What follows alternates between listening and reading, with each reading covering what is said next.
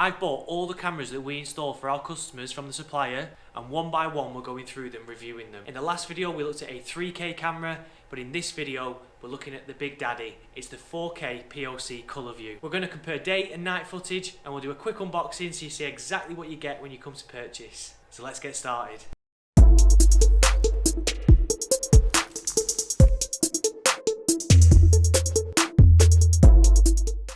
So if we start how we always do and have a look what's in the box. First thing to come out, instruction manual. I've never really read through that, just chuck it in the bin. Then the camera itself comes in some plastic wrapping. We'll come on to that in a second. The famous plugs and screws, chuck them away, don't use them, they'll strip and you'll regret it. Just get some decent red plugs and some screws from your hardware shop. And then finally the base. So the base is slightly different to what the old style Hikvision cameras used to be. Instead of clicking the base off, you mount the base to the wall and secure the camera to the base by twisting and locking it into place. And the final thing that's in the box is the drill template. I don't tend to use these, although I have been caught short on several occasions, but the idea behind it is that you peel it off its backing, stick it to the wall, and it identifies exactly where you need to drill to secure your camera. The main thing that comes in the box is the camera itself in some plastic wrapping. It's worth noting, and I haven't said this in previous videos, but the majority of Hikvision cameras come in different colours, so you can get this in a black or the white example that we've got here. I just got white in the shop because it just blends in and looks better. But some customers do prefer the black, especially if you're going onto black soffit boards or you just want the camera to blend in a little bit better and don't look as obvious. Off the pigtail for the camera you will find the connector for the coax or the POC end, and also a 12 volt, so if you want to power the camera separately you can do. Hang on. You keep banging on about this POC, but none of us have any idea what it means. Okay. So in traditional CCTV you needed a recorder, the power supply for the recorder, a camera, the power supply for the camera, the power connectors for the camera, the video connectors for the camera, and the shotgun cable to link it all together.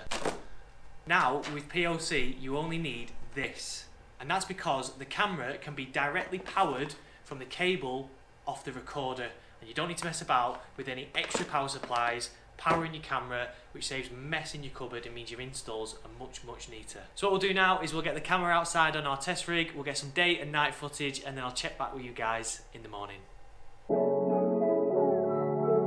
So we're going to start like we always do, taking the old camera down. Because we had the 3K POC camera before, the bases are pretty much the same, so this was just a direct swap.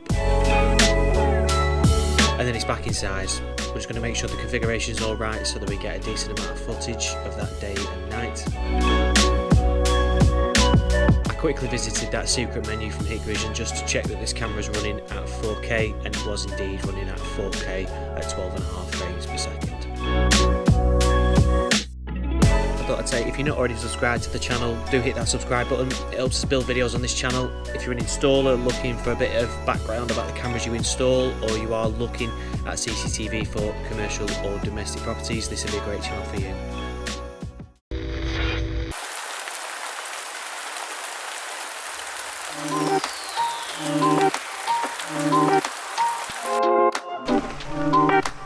A couple of days has passed since we last looked at the 4K. I've just been mad busy at work. I'm coming down with the cold, as you might be able to hear in my voice, and the rain's back. Last week we had -7. This week we've got absolute torrential rain. No matter how long I do this job, I'll never not hate working in the rain, but it's just the perks of the job. I've got to nip out to a supplier now to grab some bits and pieces, but I thought it'd be a great opportunity to pick up where we left off. Let's get going. We'll kick off this part of the video like we always do and take a look at that spec sheet from Hikvision, just so you know exactly what to look out for when you come to buy a camera. All the spec sheets tend to look the same, they tend to have the same format, but the main things to look at are the frames per second, the megapixels for the camera, and what lens types you can get.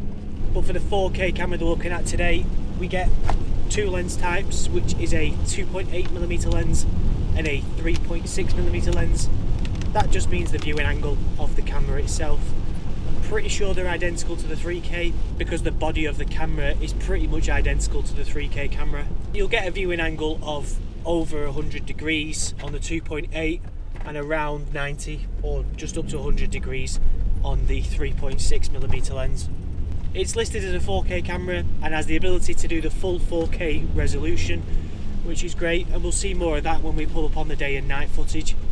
The last thing to look at in that table of content is the frames per second on the camera. So this camera will do 12.5 frames per second at 4K, 20 frames per second at 3K, and 25 or 30 frames per second at 1080p, which is what you would class as 2 megapixel. This is where we start to reach the limitation of the technology in these cameras. So a 4K camera at 12.5 frames per second is going to start seeing things jutter and stutter through the image a lot more than you are going to on the 3K camera, but you are getting a clearer 4K picture that we'll hopefully see when we get back to the office and pull the footage off. On the final page for the spec sheet, you'll find the bases to use. Now, it's listed as the universal base. I hate the universal base. I think it looks really, really ugly on a customer's house, and I would recommend using a TR13 base. I touched more on this in the last video we did on the 3K camera because the bodies of these two cameras are identical. If you want to see more about that, go check out that video. But for this camera, the official base to use is the universal base. There's also a couple of other bases on that spec sheet, including a pole mount bracket base, a corner mount bracket base, and a swan neck bracket base. I wouldn't use these on any domestic environment. You tend to use them more on commercial property when you have to mount the camera in awkward places or you want to stand it off the wall to see round different obstacles.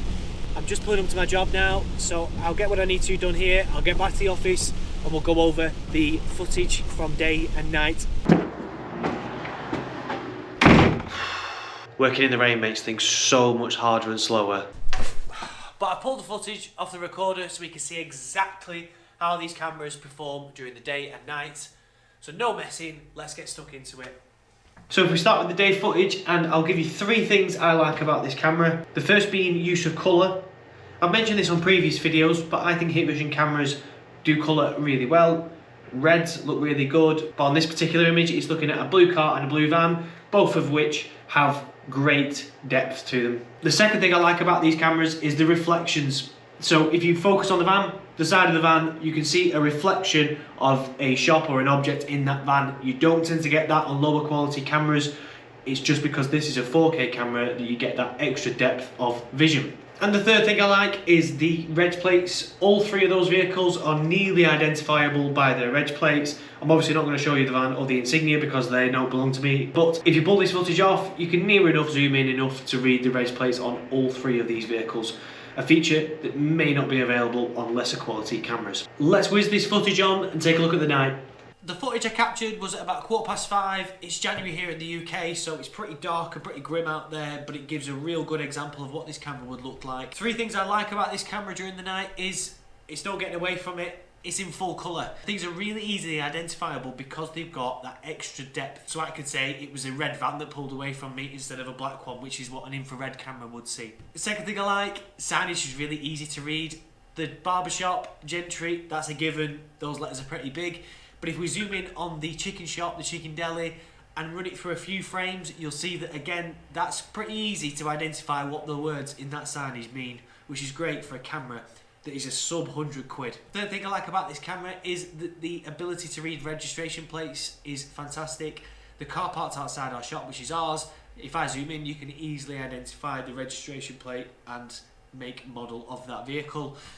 You're never going to be able to identify cars at the junction. The cars are just moving too fast for the camera to keep up, and the quality you're able to zoom in on those pictures mean that you'll never be able to capture a reg plate at that distance. Which brings me on to this camera's downside. Now during the day and during the night it suffers from the same thing, which is the frames per second aren't the best. It runs at about 12.5 frames per second at 4K, which means that images or objects do stutter through the picture. In a second you'll see a police car come round the corner, and in the footage where he's moving he's almost a little bit blurred, but as soon as he becomes stationary to talk to his mate, he's in more of the frames and more of the recording, which means that the object becomes much clearer. So static images are quite clear, but objects that move can have a bit of a blur to them on these types of cameras. The second thing I don't like, and it's a bit of a niggle, is there's no way to fix the axis of that camera. What I mean is anybody could walk up to the camera and move it You can adjust it up, down, left, right without even having to adjust it on a special screw like you do with some of the other models from Hikvision. I always try to advise mounting this camera out of reach where possible, but sometimes you just can't get around that, and you have to mount it on a soffit board underneath a porch. So that's it, our review of the 4K 8MP Colorvu POC camera from Hikvision. I hope you found this review really useful. If you like this type of review, stick around, hit the subscribe button, because next time we are going to take a look at the 3K versus the 4K camera, and I'll let you know which one I would buy if it's my money. Thanks again for watching, guys. Catch you next time. Again, I've lost my train of thought.